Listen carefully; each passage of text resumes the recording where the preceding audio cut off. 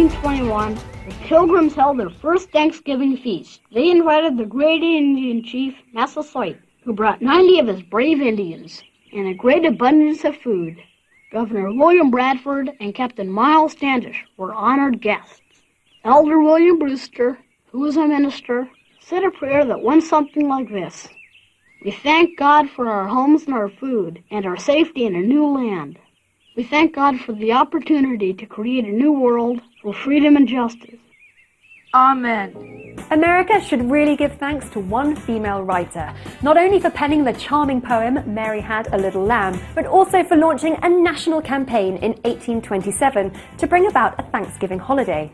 Her name was Sarah Josepha Hale, and feeling inspired by a diary of pilgrim life, she wanted to recreate the Pilgrim's Feast by publishing recipes that the Pilgrims almost certainly wouldn't have eaten, such as pumpkin pie, turkey, and stuffing. And after writing to President Abraham Lincoln about the idea of a Thanksgiving Day, he announced in 1863 that the nation would celebrate Thanksgiving every year on August 6th.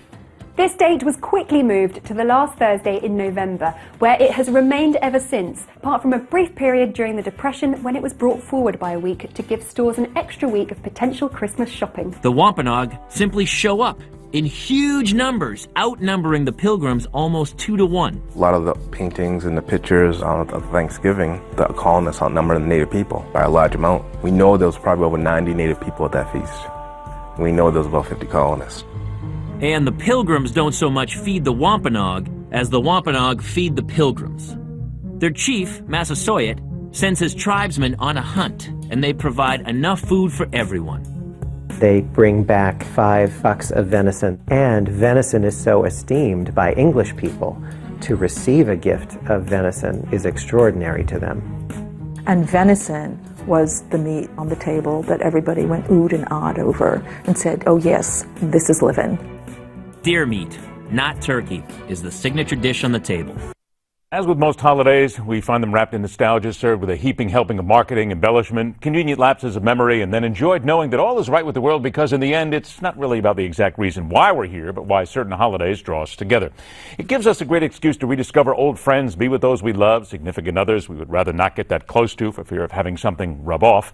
Watch really bad football games featuring teams going nowhere. No offense to the Panthers, as you are something of an anomaly this season, and I live in security that my Patriots would dismember you in the Super Bowl, but I digress. Thanksgiving comes at an interesting, perilous, and fractious time for America. We've been forced to re-examine much of how we live at the moment thanks to those who want to kill us, those who want to turn our streets blood red simply because we don't believe in the same God as they do, because we refuse to treat women like cattle, we won't execute people in the streets for heinous crimes, or because we refuse to bend to their twisted, demented, homicidal will. Yeah, not going to happen. Those pilgrims who came to America were seeking a place where they could practice their religion in peace, where they were not forced into poverty because of their beliefs, where their kids would not be subjected to hard labor and could grow to be whatever they wanted to be, where their sacrifices would create a place where anyone of any faith would be welcome. Not so different from those who want to this day seek out America for those same reasons. And while the times have indeed changed, and we have a nation and a population, we protect at all costs those who seek to do us harm, we should not forget what this nation was founded on, and why in many ways the old values are still the best values. So happy Thanksgiving, America. Be safe and never allow anyone to compromise the real reason why we give thanks. Rock on, true believers. I'll see you next Monday, right back here on The Hardline.